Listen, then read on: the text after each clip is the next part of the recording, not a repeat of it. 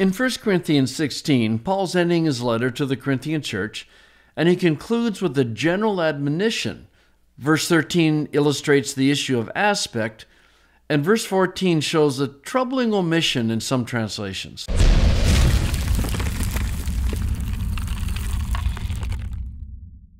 So Paul writes, "Be on your guard, stand firm in the faith, be courageous, be strong." Notice that they're all present imperatives with a continuous or an imperfective force. All of them are admonitions to continual actions, as you would suspect from the meaning of the verbs themselves. In all the attention being paid these days to aspect, we can't forget that aspect is just one part of the language's ability to convey information. Paul could have used aorist imperatives and had the same basic meaning, but the present tense does add a slight nuance to the word's meanings, emphasizing that being on your guard, standing firm, being courageous, and being strong are all things that we do day in and day out. But there are oddities in this passage. Now, morphologically, skata is a perfect from histemi, but in the koine it functions as a present. And the other question is with piste. Does it refer to a personal faith? In other words, you translate it in your faith, or to the church's faithfulness to the gospel, meaning the faith in what you believe. But andridzista is particularly difficult to translate to today's culture and the changing English language. The word clearly has to do with being a man. You see the word aner in there. But in what sense? Well, historically, it has been seen in contrast to being a, quote, woman, and hence the translation, act like men, such as you see in the NASB, drawing connections to the similar idea throughout the Old Testament, where warriors are urged to be courageous.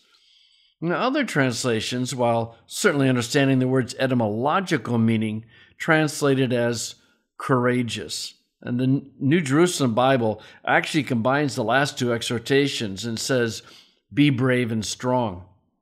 It's interesting that Thistleton in his commentary says, quote, "But here the gender issue threatens to obscure the force of be a man. Aner has two semantic oppositions, not one. It does not simply pose a contrast with supposedly, quote, feminine qualities. It also stands in contrast with childish ways. As strikingly in 1 Corinthians 13:11, I had a childish mindset or attitude, but I set all this aside when I became a man. Hence, Thistleton argues, the Greek suggests both maturity and courage, and he suggests the translation, show mature courage." This is in his commentary in the New International Greek Testament Commentary. But all that being said, what caught my eye this morning was actually down in verse 14. The NIV and the CSB translate, "Do everything in love." But where's the translation of humon? Now, other translations, however, work to get humon into the wording. For example, in the NASB, all that you do must be done in love. Or the Net Bible, everything you do should be done in love. I think my favorite is actually the NAB, your every act should be done with love.